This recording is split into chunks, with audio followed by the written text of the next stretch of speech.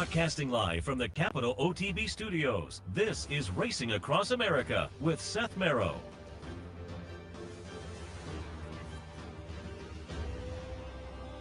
Good morning and welcome to Racing Across America on this Saturday morning. I'm Seth Merrow. Thanks for joining us. A little bit later on, we will be joined by Dave Grening from the Daily Racing Forum, the New York correspondent for the Racing Forum. We'll take a little bit of a look at Aqueduct and their action today is, again, kind of the last really big day down at Aqueduct down in New York for a while. I mean, they'll be fun over the winter and there'll be stakes action over the winter, but grade one action today with the Cigar Mile and some nice undercard stakes as well. So again, we'll talk a little bit about Aqueduct later on, but nice weekend. I handicapped just earlier the Tampa card, which is 2-year-olds wall to wall, including some nice 2-year-old stakes. That's going to be fun down there.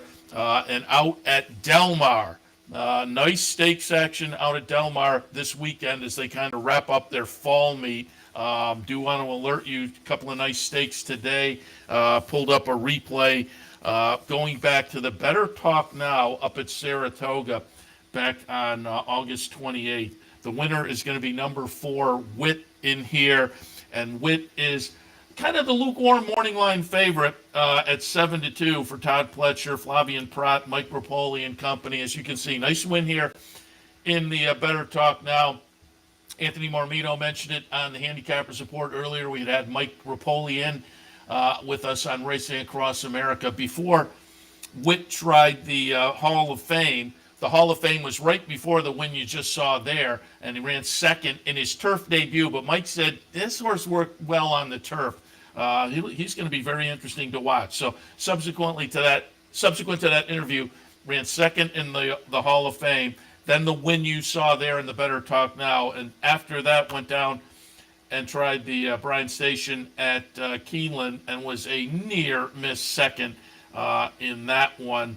Now goes out to try the Hollywood Derby this afternoon, or this evening actually. It'll go off our time at about 7:30. Fun little field. Cabo Spirit coming in off a win in the Twilight Derby is going to be interesting. Script going out for Graham Motion. Won an allowance at Keeneland 2 starts back, then a little stakes race at Del Mar last time was a close-up second, so Script could be interesting. And there, a field of 11 is scheduled to go in the Hollywood Derby, and nice field of 11. A little bit earlier on the card out there this afternoon, the Jimmy Durante. These are 2-year-old fillies going a mile on the turf. Field of 12 scheduled there. And I'm just looking, the morning line favorite is, Liguria going out for Chad Brown. Couple of starts so far, second at Monmouth, and then a win at the Belmont at Aqueduct meet for Chad Brown and company. That one will go off as the favorite. But the 11 post going the mile, gonna have to work out a nice little trip there. We'll see how that all goes. Graham Motion has Pilatus Sisters coming in off a couple of tries at Saratoga to start the career, and then a maiden breaker at Delaware last time. Just looking down at any other East Coast trainers. No, most of them are based on the West Coast other than the Graham Motion and the Chad Runner. So Jimmy Durante and Hollywood Derby today. Tomorrow, the Cecil B. DeMille for the 2-year-olds on the turf. Today it's the 2-year-old fillies. Tomorrow it's the 2-year-old males on the turf. Cecil B. DeMille tomorrow. No shock. The favorite in there, Speedboat Beach, who I liked in the Breeders' Cup Juvenile Turf Sprint off the big win in the Turf Sprint Stake at Santa Anita prior. Speedboat Beach, however, disappointed in that Breeders' Cup race.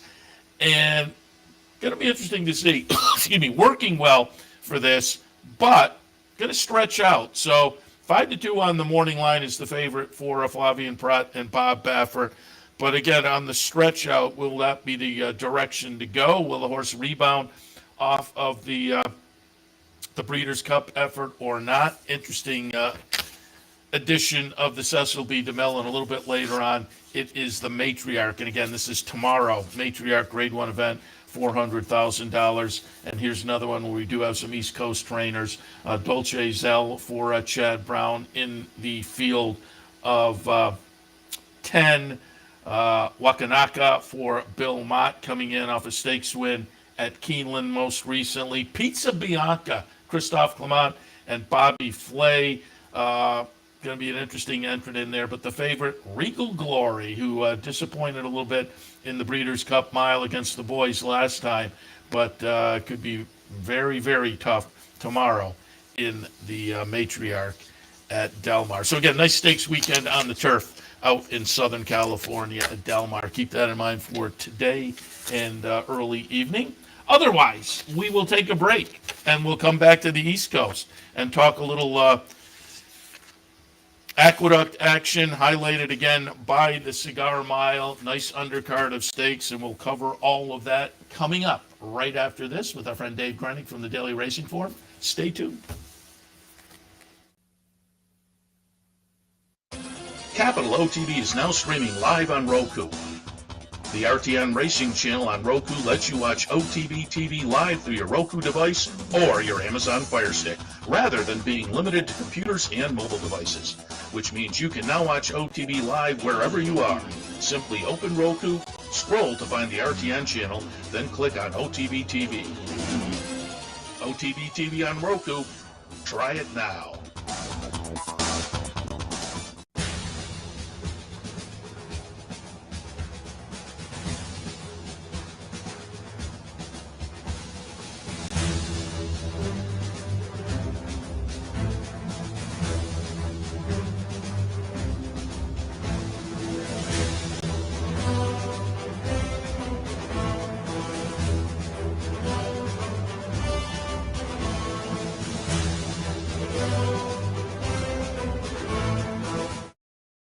No matter where in the world you are, the excitement of wagering on horse racing is just a click away. You'll get live streaming, past performances, race replays, our virtual tote board, analysis and selections from professional handicappers, a simple, safe, and secure wagering platform, and best of all, you get track prices. CapitalOTBBet.com. Bet any place, anytime at CapitalOTBBet.com. And be sure to download our new mobile app from the iTunes Store or Google Play.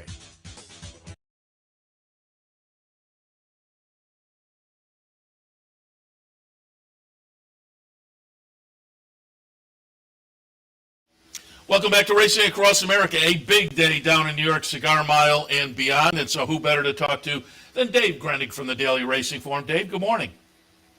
Good morning. Hey, what's your weather look like today down in New York? Yeah, unfortunately, it's raining pretty good. I'm actually at Belmont right now, but I'm only 8.5 miles away. I don't think it's much different there at Aqueduct. So I would be handicapping for an off track, which also could play a big role in who runs and who doesn't. You know, Mind Control is probably the favorite or second choice in the Cigar Mile. And the one thing Todd Fletcher told me that his owners told him when they got the horses, this horse doesn't like a wet track. So I think they have a decision to make here today, whether they actually start or roll the dice. And if this is indeed his last start, do you roll the dice and say, well, maybe we'll give it a shot, or do you just say, you know what, we had a nice career, let's pull the plug? Yeah, interesting. I hadn't thought of the last start aspect, but yeah, that would certainly, you would think, play into it. You mentioned being over at Belmont. Give us a little update. What's the situation look like with the tunnel?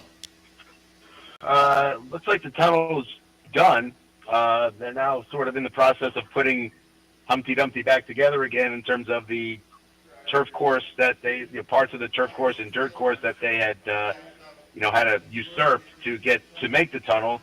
And I think the plan is to have that done, hopefully in the next couple of weeks, and so that they can, not that you can grow grass at this time of year, but at least get it patched up and get it ready to, have things ready to go when they start, manicuring the track and everything for next April and May. I'll ask you, because I was surprised on social media when NYRA came out with the calendar for next year, and they were going to be at Aqueduct again in the fall, Belmont at Aqueduct. It seemed like on social media people were kind of surprised, but that's been the game plan for a while, correct? Yeah, I mean, they didn't come out and officially say it last year when they first made the pronouncement that the 2022 Belmont fall meet would be held at Aqueduct, but they pretty much said it likely next year too, and with all the things that they want to do, which the next step of the process is once we leave here after the spring meet, they want to redo all the tracks. They want to, put new base, new cushion, new drainage on the turf course and the main track, which would make it a project that would preclude them from running at Belmont in the fall of 23.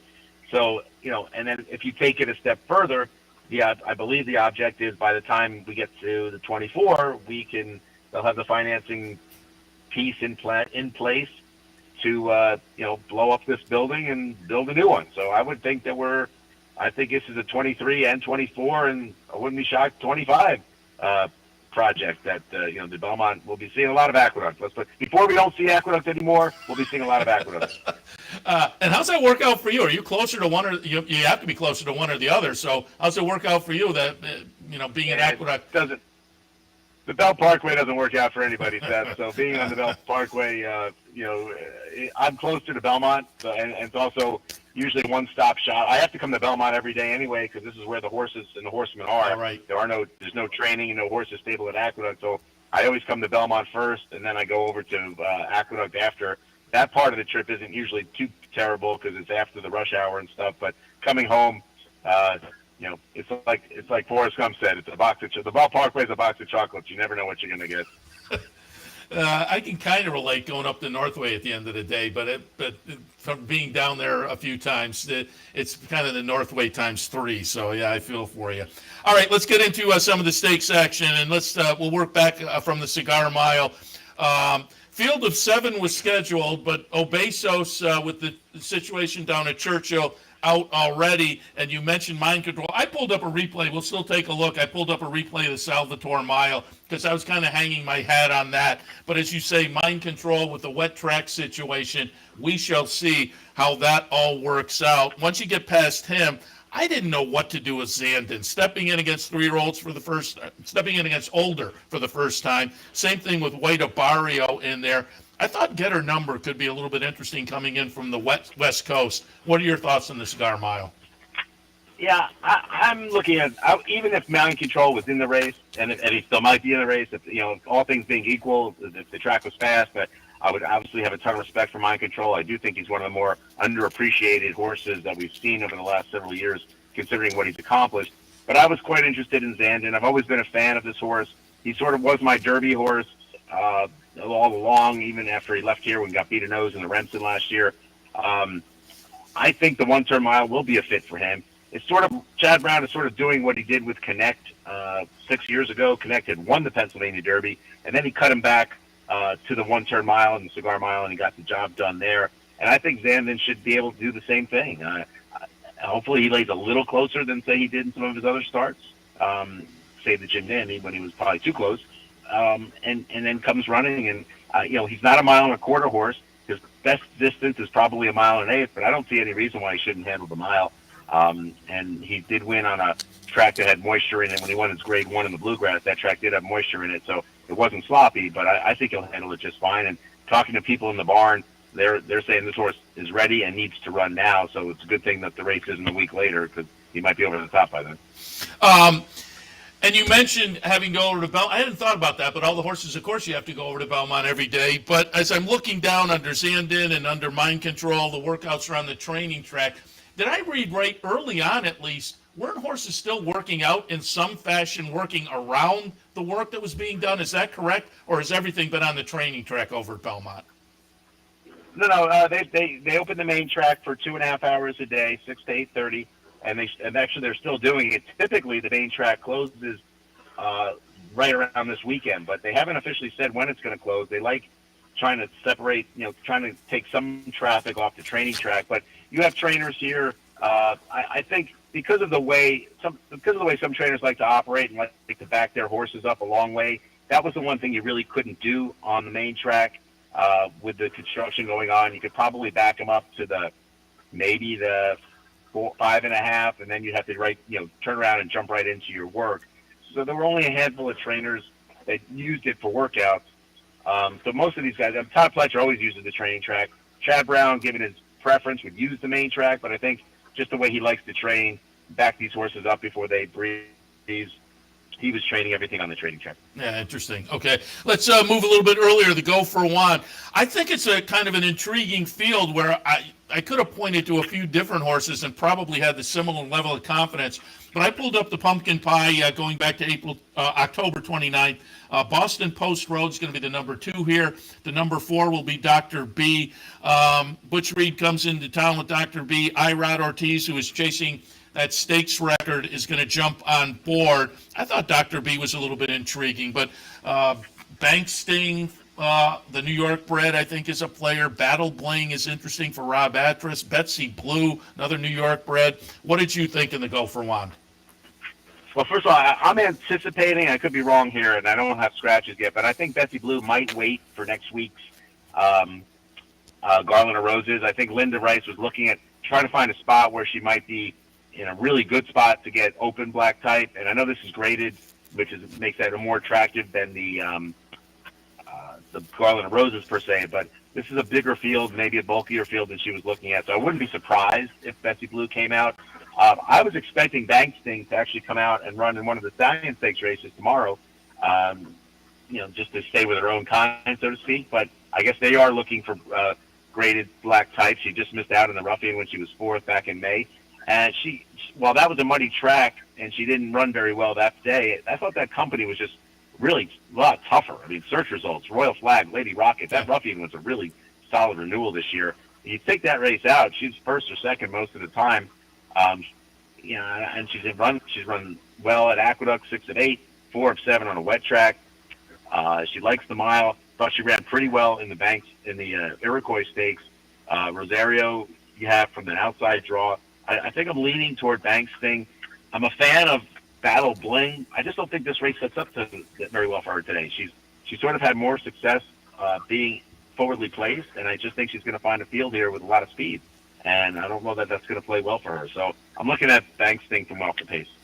And I mentioned Irod on Dr. B, chasing that stakes. Went out to Mahoning and picked up a couple stakes out there on their big day. But he's got, days are dwindling, but it's going to be fun to watch Irod over the last few weeks of the year to see him how it works out on that stakes record. I'd be stunned if he doesn't get it. In fact, I was kind of stunned he didn't get it over the Thanksgiving week, which I had taken off this year. He went 0 for 10 in stakes races at Aqueduct during the Thanksgiving weekend. So I don't anticipate him going 0 for, but I believe this is his last day in New York. I think he rides at Del Mar tomorrow, and then I think he goes to Florida after that. So if I'm going to see it in person, it's going to be today. If he doesn't win anything today, I'll have to watch it on the Cathode Grade 2. 7th race this afternoon is the Remsen Grade 2 event, $250,000 for the 2-year-olds. I pulled up the replay from the Rocky Run down at Delaware. It's going to be number 6, Tuskegee Airman, getting it done. The New York bred Arctic Arrogance, I think, is very interesting. Midnight Trouble coming in for Peter Walder. I also thought was intriguing. Horacio de Paz has Quick to Accuse. I could make a case there. But Tuskegee Airman, 2 for 2 so far, looking pretty good for John Service. And Luis Saez, speaking about hot jockeys, Luis Saez gets the mount. What are your thoughts on the Remsen? Yeah, this was a hard horse to figure. I thought he was quite impressive in his debut, which was on Pennsylvania Derby Day, where he was in a field of 14, and he won by 5.5 lengths, and 5 horses, including Tuskegee Airman, came back out of that race to win. And I don't know what to make of his Rocky Run. If you're showing the replay, I'm not sure what point of the race you're at, but if you're in the middle of the turn, it looks like he's going to get nothing. In fact, even the track announcer says Tuskegee Airman's in deep water, and all of a sudden, he turned the corner and put his mind on running again. And that was that field. This is a little bit different. It's not a great Remsen running, but I think he can't make that mistake and win again. I don't think so. Hopefully, this is a horse that's going to get better with racing and get his mind on his business, because I don't know that he can make that mistake again and win. Like he did in the Rocky Run. One of the horses you didn't mention that I'm a bit intrigued about is the outside WNL, or WNL. I'm not sure how they pronounce it exactly, but he ran 4th in one of those. There was 3 maiden races on September 3rd at Saratoga. He ran 4th in one of them. But if you look at the horse who beat him, Instant Coffee, this horse came back and won the Kentucky Jockey Club last week at Churchill Downs. Then WNL comes back in an off-the-turf race, run on a sloppy track, which we should have today, and wins. The number came back light. I think the number's small. I think the number's bigger than it should than was actually given him. And I think he'll like, being by good magic, I think he'll like stretching out around 2 turns. Starts on the outside, so hopefully Jose Ortiz can keep him clear and not get mud kicked back at him. I like this horse to maybe pull a bit of a minor upset here. Again, I don't know how they're going to bet the race. Yeah, I had some check marks next to that one, and if the odds are right, I do not disagree. That one's worth a look. Let's go to race number 6. I'm really intrigued to hear your thoughts because we just had the handicappers report earlier, and we discussed this race quite a bit. The Demoiselle, grade 2, $250,000 mile in an 8th. And I'm going to show the entire race because I want people to see that maiden special debut effort from Julia Shining. Sibling to Malathat. Gets off poorly, way in the back of the pack, makes the big sweeping move. Again, she's going to be the number 4 horse here. You can watch that chicklet and watch her make the big move. Right after the race, I said visually impressive, but let's see what the number is because you make a performance like that. Who is she beating? And that said, the horse that ran second came back to break the maiden in the next out. I looked at the race, given the buyer figure of 71, I wanted to go against Julia Shining, but then I looked at the rest of the field this afternoon, and I couldn't quite do it. I think Affirmative Lady is maybe interesting for Graham Motion stretching out, though. But what are your thoughts in the Demoiselle and Julia Shining? Well, you had to be impressed with the manner in which she won the race because you usually don't come from last, especially first-time starter 2-year-old in a 7-furlong race at Keeneland, to win like that. She was that far back in part because she resented the kickback that was being thrown at her. Then Saez had to sort of put her a little bit wide, and then when she did make that long sustained run, it kind of looked to me like a horse that wants every bit of the 2 turns, and I think that's the fact that she's Malathat's full sister, by Curlin, et cetera. She's going to relish the 2 turns. I think the key to this race is for her to, hopefully break it a little better and again, be kept in the clear. Because I don't think that, if she didn't like fast dirt being kicked back at her, she's probably not going to like slop being kicked back at her. So that's Saez's major goal today is to keep her in the clear. The horse that I think she has to run down and who I think could pull the upset unless Julie Shining just is the second coming of Malathat, is Foggy Night on the rail for Butch Reed. You got to like the fact that she's already been 2 turns, which she got the maiden win going 1 mile and 70 yards by many, 11 plus at Parks. And then she came back and ran a very solid second in the tempted to Shad Brown's filly Good Sam, who was 2 for 2, went to the sidelines, needed some ankle chips cleaned up. And I thought she fought on pretty well. But I do think, and my discussion with Butch Reed sort of indicated that as well, is she wants to go longer. She wants the 2 turns. She doesn't want to be rushed off her feet like she had to be in the tempted from that spot. And I think she'll just break and go and go at her own pace. And I didn't see a ton of other speed in here because I'm not sure Tribal Queen runs. And my discussions with Tony Dutrow earlier in the week was, well, maybe I'll take a shot if I think I can get, a graded stakes placing. And I think that translates to if it's a 5-horse field. If it stays as a 7-horse field, I'm not so sure he runs her. So if Tribal Queen comes out, I don't know if there's any other speed to run with Foggy Night. And, then it's up to Julie Shining if she's that talented to run her down. Fletcher has won this race 7 times, including the last 2 years with horses with champions like Nest and Malathat. The one difference between those 2 and this one is they had a race in between their maiden win. They ran in the tempted and won. This filly only has the 1 race under her belt. So I can see people trying to take a shot against her. I don't have any other than Foggy Night. I wouldn't have any firm plans to say who that would be. But I'm kind of curious to watch her run today too, because hopefully she's as special as her sister. Yeah, I said to me she's the most intriguing horse on the program today to see if she can validate what we saw in that career debut. Before I let you go, I see you wrote a piece about Pizza Bianca working for a start in the Matriarch. That's tomorrow out at Del Mar. She was entered in the Matriarch, as is Dolce Zell, Regal Glory, some horses working in New York, Wakanaka for Bill Mott. That one comes in from Churchill most recently, but there are some familiar trainers out there. Any thoughts, Regal Glory, Dolce Zell, Pizza Bianca in tomorrow's Matriarch out at Del Mar? Well, I'm curious to see what Dolce Zell does. That's the horse that got scratched by the vets prior to a stake at Keeneland the week before the Breeders' Cup. It'll be interesting to see if the California vets, A, let her run, and B, how she does run. I've always been a big fan of Regal Glory. I'm assuming this is her swan song. I would love to see her go out a winner. I believe she was part of the Paul Pompa dispersal from a few years ago. I really enjoyed my time, dealings with Paul, who unfortunately passed a few years ago. And look, you could say if Regal Glory wins, she could make get that jump in the Eclipse Award case too. So that's a kind of a wide open division there. I know there's Warlike Goddess and In Italian and others, but Regal Glory's had a terrific year and terrific career. We'll see what she does tomorrow, but I've always been a fan of her, and I kind of would be pulling for her. I need to look at the race a little more closely, and I would want to bet it, but if I'm just looking at it as a fan, I'd like to see Regal Glory get the job done. And do you remember, I mentioned earlier, I've talked a little bit about this race at the top of the show. Pizza Bianca was reserve not attained. Wasn't it like $3 million? Bobby Flay said no. Yeah, I think it was. I think the last bid was 3.4. I'm not sure what he thought she was worth. I know she won the Breeders' Cup, but she hasn't really been that fast. I don't know how attractive a broodmare prospect she'd be. I just don't know. I really say that with all true, feelings here. I just don't know what she would bring from a broodmare perspective. And I never really, I don't know that she ever got any better. I thought she had. It was one of the greatest rides of Jose Ortiz's career when she won that Breeders' Cup race. And then this year it's been just so-so. I know she won a race at Pimlico, Preakness time, and then she went to England. And then when she came back from England, she was kind of dull in that race here in New York.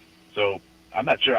She wouldn't be. I don't think I'd be backing her, but good luck to them. I know they want to try and see what she does. And look, if she's going to come back next year, we need all the good horses we can get. Yeah. So hopefully she runs well. No, she's been fun and fun to follow, and kind of a fun story with Bobby Flay. But when I saw that they turned down the 3-point, wow, God bless them. And they're living in a different world from me, but that goes without saying. Dave, we really appreciate the visit, and have some fun this afternoon at Aqueduct with last grade one for a while, but a really great racing day. And there's still some nice racing, obviously, throughout the winter down there with nice stakes action as well. But we appreciate the thoughts for this afternoon, and we'll talk again. Thanks, Seth, and happy holidays to you and your viewers. Appreciate it. Dave Grening from the Daily Racing Form. Catch his work in the hard copy or at drf.com. And again, you'll have all the coverage pre and following the racing today down at Aqueduct with a nice big card highlighted by the Cigar Mile.